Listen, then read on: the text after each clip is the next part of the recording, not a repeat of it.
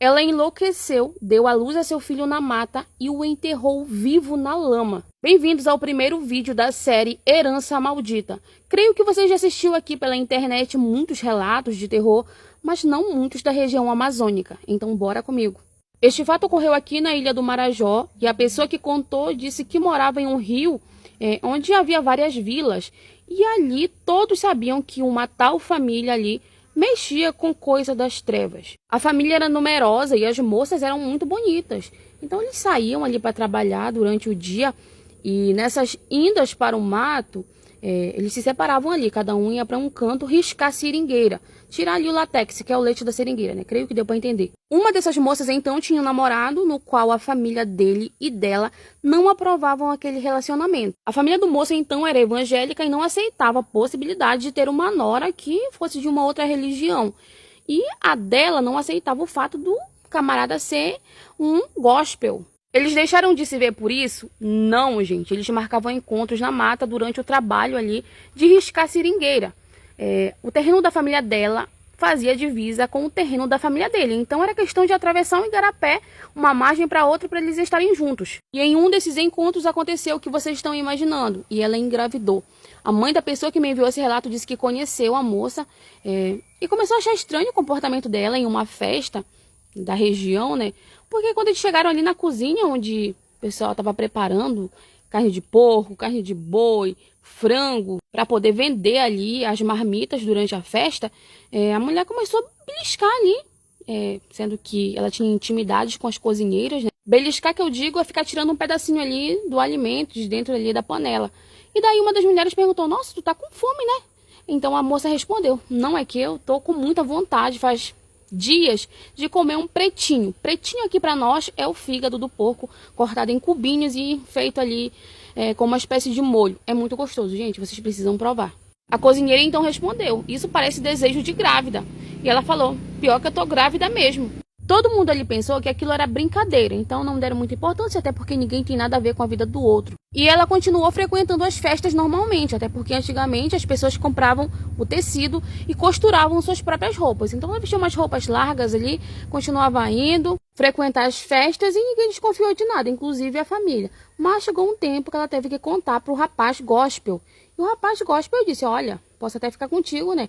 Mas só se tu largar o que tu faz e realmente vir pro meu lado. E é aí que começa o grande problema, porque ela grávida, né, amando o rapaz, acabou pegando o livro lá que ela fazia as coisas e queimou esse livro. Isso foi durante o dia, pelo menos ela tentou queimar o livro, né. E pessoas que trabalhavam na olaria ou cerâmica dos pais dela, um dia ouviram gritos, como se alguém estivesse sendo surrado. E esses gritos vinham de um local não muito longe da olaria.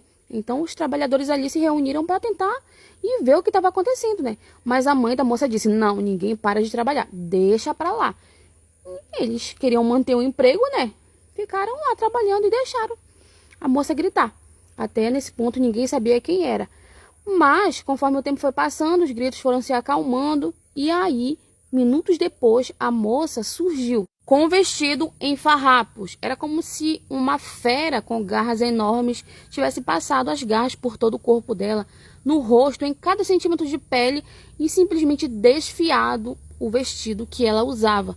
Então ali, aqueles farrapos de roupa, restos de roupas que ficavam pendurados pelos braços, pelo abdômen dela, deixaram claro a calcinha que ela usava. Uma espécie de calcinha que a pessoa diz que era feita em casa, né? Uma calcinha bem larga, com cós bem largo e cheia de botões. E esses botões ali tinham uma espécie de regulagem, né? Que era para poder apertar a barriga. Então daí quando a mãe dela viu que ela estava daquele estado, né? Associou a gravidez ao moço gospel. A mãe então muito brava perguntou o que aconteceu, o que tu tentou fazer? E daí ela respondeu, olha, eu tentei queimar o livro tal ali no toco da árvore, mas o livro não queimou.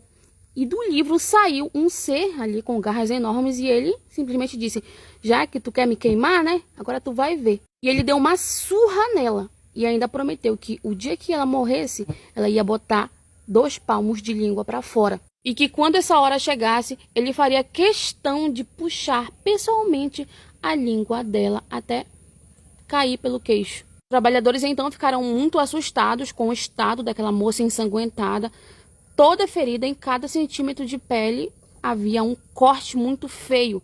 Então a mãe da moça puxou ela pelo braço, arrastou ela para dentro de casa e ali ela ficou presa. O resto da gestação, né? Os meses foram passando e ela ficou ali presa em casa, não podia mais sair e ninguém sabia notícias daquela jovem. O moço gospel desapareceu. Creio que o amor dele não era forte o suficiente para poder ir atrás da amada. A moça então passou o restante da gravidez dentro de casa, presa. E assim ela foi perdendo a alegria de viver. Já não comia mais, não tomava banho mais, mal falava. E a pessoa que enviou o relato diz que ela deixou as unhas crescerem de uma maneira que ela ficava estralando. E dizia, olha, vai passar o fulano no rio. E realmente ela acertava. Sem ver a pessoa, sem haver barulho de motor ou de canoa remando no rio, ela falava, olha, o fulano vai passar tal hora. E a pessoa passava. Então as pessoas começaram a ver que realmente ela estava, gente, totalmente fora da casinha. Ria sozinha e conversava com alguém que ninguém conseguia enxergar. Ficando só pele em cima dos ossos, um belo dia ela pediu para sair do quarto. Disse que queria tomar vinho de cupuaçu, ou suco do cupuaçu, e também queria ir no banheiro. Mas primeiro ela iria no banheiro. E ela estava com aquela barriga enorme. A família então deixou ela sair do quarto, sendo que dessa vez ela queria ir no banheiro mesmo e não queria fazer no pinico.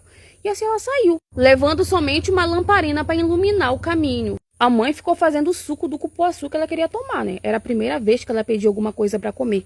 Então ela demorou, né? Voltar de lá do banheiro. Banheiro longe de casa, né? Que tem que andar pela ponte ali, talvez uns 10, 15 metros, 20 metros de distância da casa. E deixaram ela aí. Era por volta ali das 7h30, 8 horas da noite. Só que os minutos foram passando e ela não retornava. Então foi aí que alguém foi lá olhar, mas viram que ela não estava no banheiro. Aí pensaram, nossa, ela fugiu com o moço gospel. Os homens da casa então foram procurar, não encontraram, foram na casa do rapaz, o rapaz estava lá e viram que realmente ela tinha desaparecido. E ela tinha desaparecido rapidamente para uma pessoa que está fraca, né, devido à gravidez e devido ao estado de fraqueza ali, de não se alimentar, né.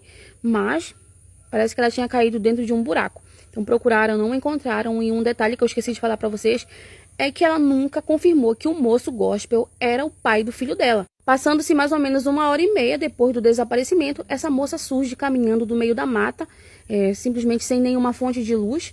Ela andava como se tivesse todo o vigor do mundo. Ela então entrou na casa onde os familiares e amigos já estavam reunidos pensando o pior, e ela olhou para a mãe de uma forma esquisita, falou com uma voz que já não era mais dela. Cadê o suco? O suco de cupuaçu que eu pedi. Daí a mãe simplesmente colocou em um copo, entregou o suco, sem ali questionar naquele momento, porque todo mundo achou aquilo ali muito esquisito. Ela pegou o copo, tomou tudo de uma só vez, e para quem é da região amazônica sabe que o suco de cupuaçu, não sei se é só crendice dos antigos, mas faz mal para a pessoa que acabou de parir, né? O povo olhou para a barriga dela estava seca, normal. Perguntaram cadê o filho? Ela disse que não sabia de filho nenhum.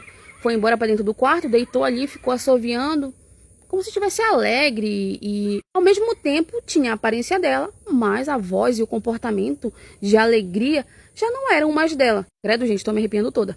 Então foi assim que a família começou a indagar. O que aconteceu? O que é que tá acontecendo? Cadê o filho? Se ela teve o filho, onde ela deixou? Foram procurar, não encontraram nada.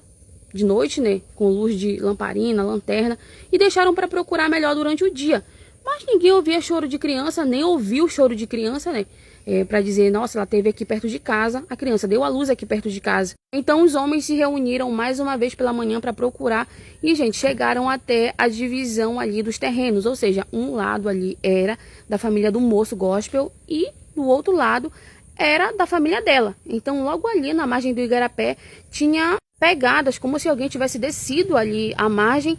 E daí o povo foi lá cavucar, né? E foi lá que eles encontraram um menino já morto, com a boca e nariz cheio de lama. Como se a criança tivesse tentado respirar, mas acabou, gente, só sugando lama para dentro de si, né? E acabou falecendo. Quando eles voltaram para casa levando a criança, não entendiam o porquê da grande felicidade, sendo que ela ria sem parar no quarto incontrolavelmente. E daí em diante, essa moça já não comeu mais e nem bebeu mais nada. A pessoa que contou o relato disse que ela passou, gente, incrivelmente 3 meses sem comer nada. E para um ser humano, né, já debilitado, um tempo desse seria o fim, mas para ela não. Parecia que alguma coisa sustentava o corpo dela. A família, vendo que já não tinha mais saída, foram buscar um padre para dar a extrema-unção, se eu não estou enganada. E só após fazer isso, ela veio a falecer. Isso depois de 3 dias de processo para tentar fazer com que, gente, ela fosse de vez. E a parte sinistra vem aí. Após ela dar o último suspiro, ela simplesmente começou a tossir muito. E daí, gente, o queixo simplesmente caiu como se fosse deslocado e a língua simplesmente foi caindo para fora. E era tanta língua, gente, porque eram 2 palmos de língua, que até mesmo as pessoas ali, familiares e o padre que estavam ali, todos simplesmente ficaram assustados com aquilo. E a moça que enviou o relato diz que o povo que arrumou o corpo ali, né, organizou tudo bonitinho ali pro velório, tentava, gente, colocar aquela língua para dentro da boca, mas simplesmente não ficava, porque esse osso aqui, ó, do maxilar, ele foi deslocado. Então ele caiu e não havia o que segurasse, a não ser se colocasse uma faixa, né, e amarrasse aqui em cima da cabeça. Mas mesmo assim a língua era grande demais para poder ficar dentro da própria boca. Esse foi o relato de hoje. Já curte, comenta e compartilha. Não esquece de me enviar o teu relato. Republica também para me ajudar no engajamento da minha conta. E já coloquem aqui nos comentários o que vocês acham que aconteceu. Ela ofendeu de alguma forma algum ser espiritual e esse ser espiritual vingou-se dela.